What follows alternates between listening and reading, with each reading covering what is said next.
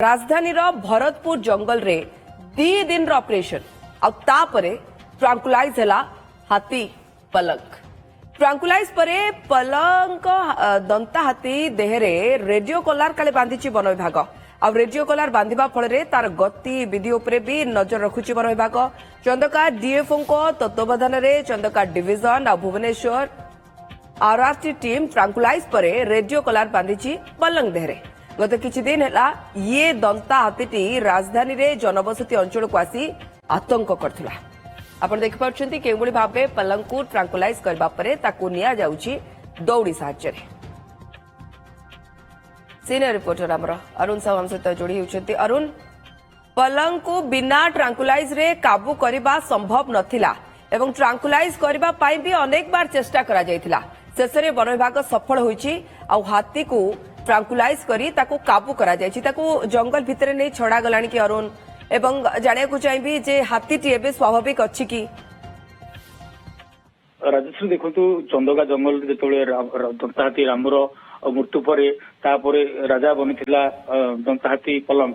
तो गत किछि दिन भुवनेश्वर आखपाख उपकंठ कथा कहूँ या सहित एकाम्र पानन आरपीआरसी अंचल से आतंक मचाई अनेक समय लोक मैंने सकाल मर्णिंग वाक कथा कहतु जिते समय भी जिते बुलाया जाती दंता पलंग पलि आसला लोक मन गोटे भयभीत था। यह वन विभाग पक्ष चंदका डीएफओ पक्ष गोटे निष्पत्ति ट्रांकुलाइज कर।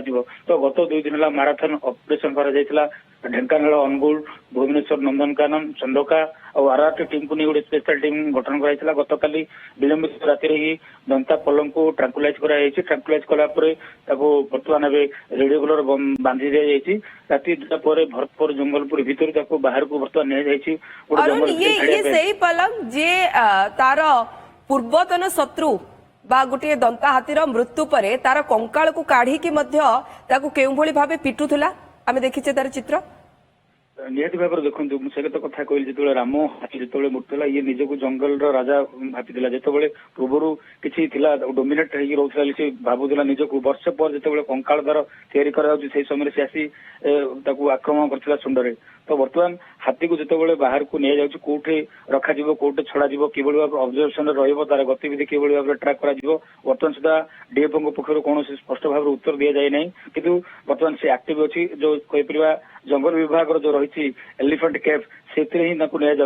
तो गत 2 दिन माराथन ऑपरेशन पर डीएफओ चंदका डीएफओ सफल होती भुवनेश्वर ढेंकानाल नंदनकानन टीम सामिल थे जेहेतु ट्रांकुलाइज कराया तार गतिविधि जना पड़ो कुआड़े जाऊँगी तो परवर्ती समय वन विभाग टीम अलर्ट नहीं सही अटकाई पारे। किंतु जेहेतु राज्य राजधानी भुवनेश्वर एकाम्र कानन पार्क ये अंचल अधिक समय धरी सी उत्पात मचाऊला आतंक मचाऊला तो ताकू ही नजर रखी जहाँकि ट्रांकुलाइज कराई किंतु बर्तमान चैलेंज होची कोर्ट छड़ा केमती छड़ा कहीं जो भी छड़ा पाखापाखी अंचल छाड़े अरुण पुणी थे पलंग जनबसती मुहावर संभावना रही है तार बेकरे लगागला रेडियो कलार। बहुत बहुत धन्यवाद अरुण आपण तमाम सूचना।